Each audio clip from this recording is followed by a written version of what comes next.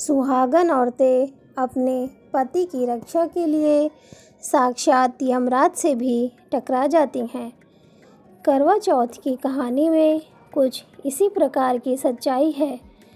भारतीय परंपरा और मान्यताओं के अनुसार सुहागन औरतें और सती हुई देवियों के पास एक दिव्य शक्ति थी, जिसके कारण वह बड़े से बड़े ईश्वरीय शक्ति को सच्चाई के लिए झुकने का कार्य किया।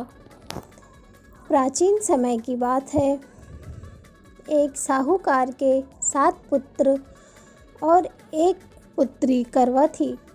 साहूकार अपने सभी संतानों की परवरिश राजशाही तरीके से किया करते थे।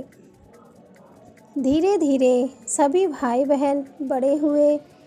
7 भाइयों की इकलौती बहन थी, इसीलिए सभी भाई अपनी बहन से खूब प्रेम करते थे। अपनी बहन की शादी उन्होंने बड़ी धूमधाम के साथ एक नामी साहूकार के यहाँ किया। एक दिन बहन घर आई हुई थी। सभी भाई उससे बड़ा प्रेम करते थे।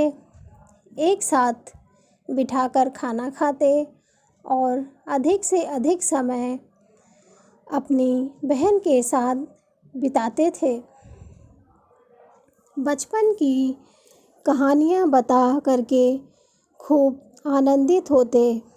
सभी भाई पहले बहन को खाना खिलाते और उसके बाद स्वयं खाना खाते। आपस में इतना प्रेम था। एक दिन जब सभी भाई अपना कारोबार समेटकर संध्या के समय जब घर लौटे, तो उन्होंने पाया उनकी बहन भूखी प्यासी और मुरझाई सी घर में बैठी है। सभी को चिंता हुई, आखिर ऐसी क्या बात है। कारण जाना तो पता चला आज करवा चौथ का व्रत बहन ने किया है और चाँद की प्रतीक्षा में वह सुबह से भूखी प्यासी बैठी है। जब चाँद को देख लेगी तो अपना व्रत खोलेगी। भाइयों को उसका यह कष्ट देखा ना गया। सबसे छोटा भाई अपनी बहन से विशेष लगाव रखता था। भूखा प्यासा देख उसने युक्ति निकाली और गांव के बाहर पीपल के पेड़ पर चढ़ गया। वहां एक दिया जलाकर एक छन्नी में रख आया। पूरे गांव को ऐसा लगा जैसे चाँद निकल आया हो। बहन ने देखा चाँद आसमान में निकल चुका है। उसने झटपट अपना व्रत खोलने का सारा सामान जुटाया और जल अर्पण कर अपना व्रत खोलने के लिए बैठी। पहला निवाला खाते ही उसे मुंह में बाल मिला। उसे निकालकर एक किनारे रख दिया। दूसरा निवाला जैसे ही चबाया, दांत के नीचे कंकड़ जैसा आभास हुआ। वह निवाला भी बहन ने एक किनारे रख दिया। तीसरा निवाला खाते ही उसके पति की मृत्यु का समाचार प्राप्त हुआ। बहन के दुख की कोई सीमा नहीं थी। वह खाना पीना छोड़ रोने लगी। कुछ देर बाद उसे इस घटना के कारण का पता चला। वह चाँद भाई की गलती के कारण दिखाई दिया था, जिसके कारण देवता ने क्रोध करते हुए उसके पति के प्राण हर लिए। तमाम युक्ति लगाने पर भी उसकी सांसें शरीर में वापस न लौट सकीं।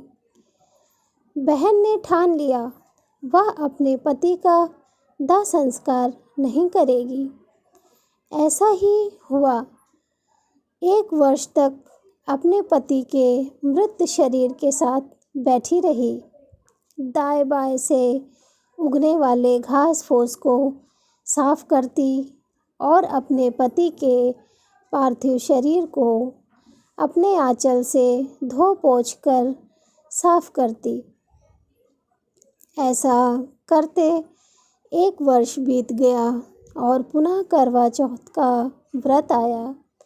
सभी सुहागिनों ने इस व्रत को किया। उसके सातों भाभियों ने भी व्रत किया।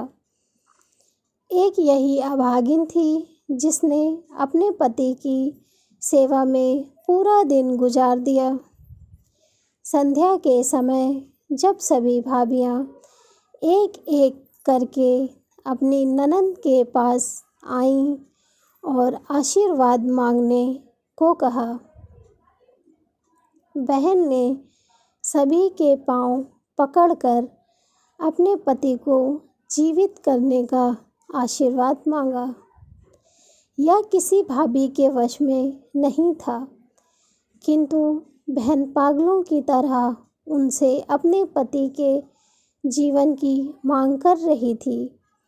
अंत में छोटी भाभी आई, जिसके पति ने दिया जलाकर उसके व्रत को तुड़वाया था।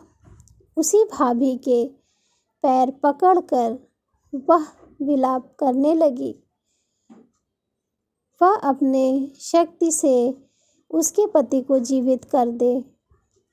काफ़ी देर अनुनय विनय के बाद उन्होंने अपनी तर्जनी उंगली को चीरकर अमृत का बूंद पार्थिव शरीर के मुंह में डाला। अमृत की बूंद मुंह में जाते ही वह जीवित हो उठा और श्री गणेश करता हुआ उठ खड़ा हुआ। इस व्रत के करने से गौरी शंकर स्वयं प्रसन्न होते हैं और सुहागन की रक्षा करते हैं। यह व्रत सुहागिन औरतों को अवश्य करना चाहिए। इसके करने से उन्हें सुहाग के साथ साथ धन्य धान्य और सुख समृद्धि की भी प्राप्ति होती है। दोस्तों, अगर आपको मेरी कहानी अच्छी लगी हो तो मेरे चैनल को लाइक, शेयर और सब्सक्राइब ज़रूर करें। धन्यवाद।